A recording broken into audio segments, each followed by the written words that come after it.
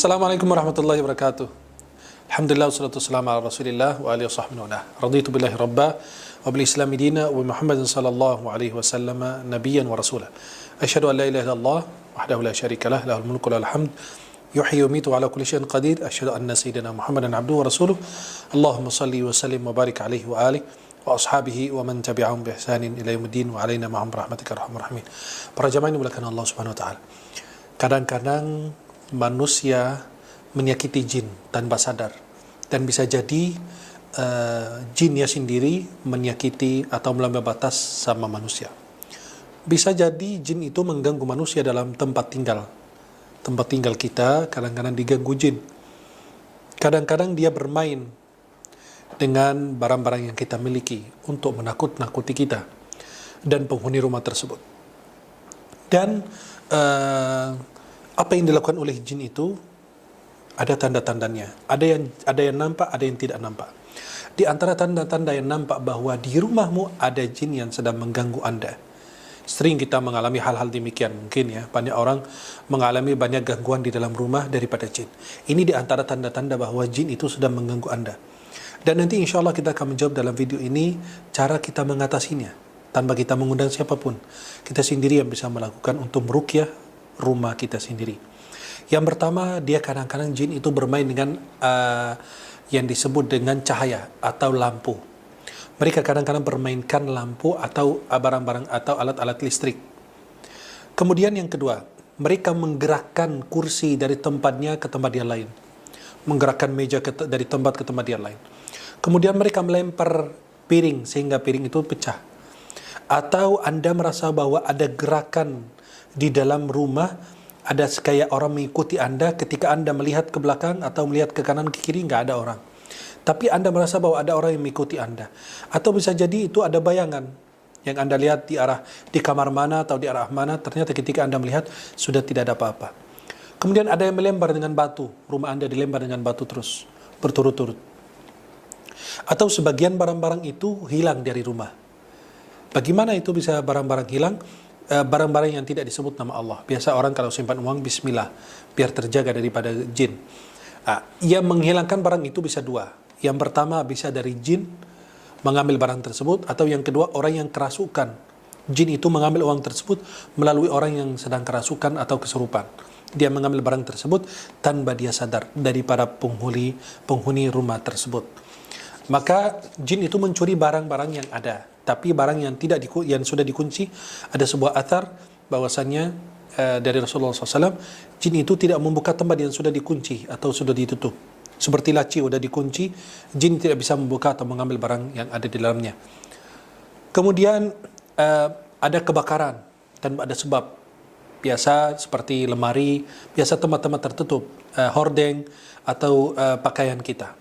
Kemudian mendengar suara-suara yang menakut-nakuti kita, seperti ada tangisan, atau teriakan, atau orang yang sedang tertawa, dan lain sebagainya.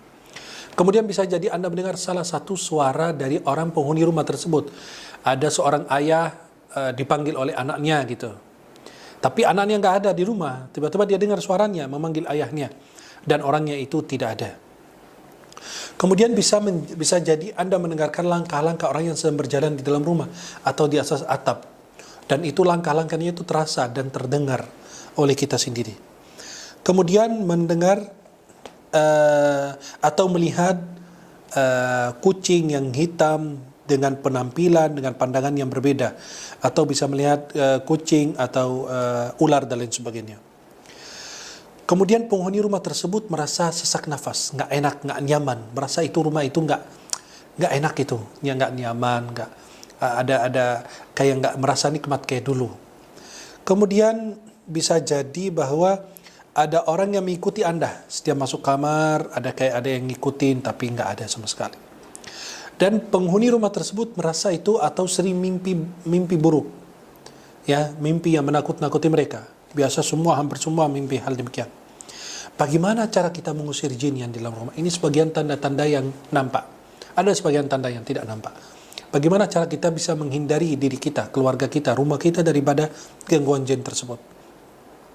Silakan Anda ambil gelas air, kemudian didekatkan ke mulut Anda Ambil gelas air, sudah isinya air mineral, didekatkan ke mulut anda, kemudian bacakan doa berikut ini.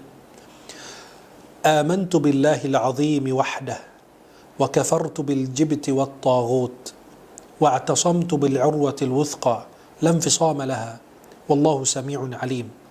Hasbi Allah wa kafa, sami'a Allahu liman da'a, laisa wara'a Allahi muntaha. Saya ulangi sekali lagi. Amantu billahil azim wahdah, wa kafartu bil jibti wat taghut, wa atasamtu bil urwatil wuthqa, lam fisama laha, wallahu sami'un alim. Hasbi Allah wa kafa, sami'a Allahu liman da'a, laisa wara'a Allahi muntaha. Dan silahkan anda air tersebut dimasukkan dalam tempat semprotan yang kita gunakan untuk setrikaan baju. Setiap pojok rumah disemprot sambil baca ayat kursi. InsyaAllah anda akan merasa nyaman dan tidak merasakan gangguan tersebut lagi. Atau boleh anda membaca doa berikut ini dengan menggunakan wadah air atau tempat atau gelas dan lain sebagainya.